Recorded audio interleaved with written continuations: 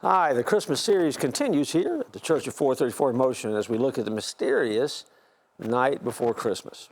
In this episode, we're going to look at the structure and theme of the poem itself. See, when you take a closer look, it's got a catchy rhyme scheme and a rhythmic flow. It's the kind of poem that makes you want to grab some hot cocoa and recite it dramatically, maybe in front of a warm fire with a Santa hat crooked on your head. The themes are as rich as Aunt Edna's fruitcake, maybe just as memorable. Joy and family and the magic of Christmas night bursts forth in just a few verses. And every stanza reminds us, or at least takes us in our mind, to a Christmas Eve that we either experienced or a Christmas Eve that we always imagined we could experience. It takes us back in time to a time that once was and a time that sometimes we long for and wish it could be.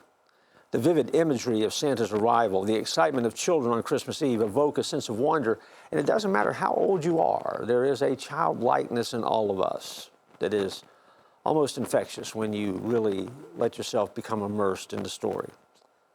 Literary analysts have a field day dissecting the poem, but let's be honest, most of us just enjoy the imagery of flying reindeer and a man who can squeeze himself down a chimney without even spilling a sack of toys. That's skills. And we wonder, how did he do it? And when he leaves and he puts a finger upside his nose and pops back up the chimney, we are caught up in a magical moment.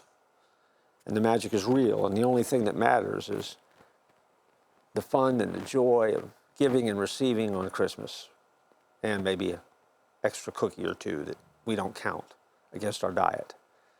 Now, while it's catchy, and it has joyful imagery, it also is a poem that, as a backdrop, encapsulates family and the magic of a season. And the portrayal of the poem, as Santa visits a home, evokes feeling of wonder and excitement that is built around the idea that sharing and giving and love really are important. See, the themes remind us of what family and friends and community are all about.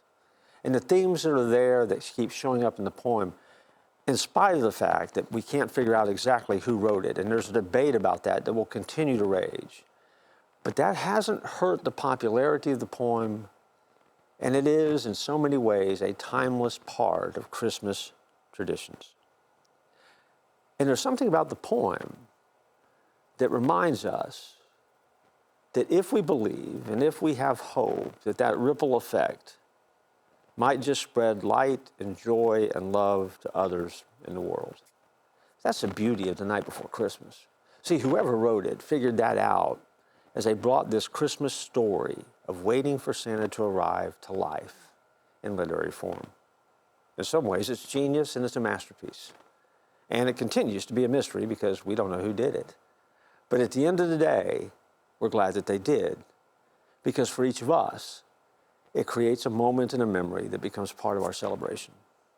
We'll wrap this up and conclude in our next episode of The Mystery of the Night Before Christmas.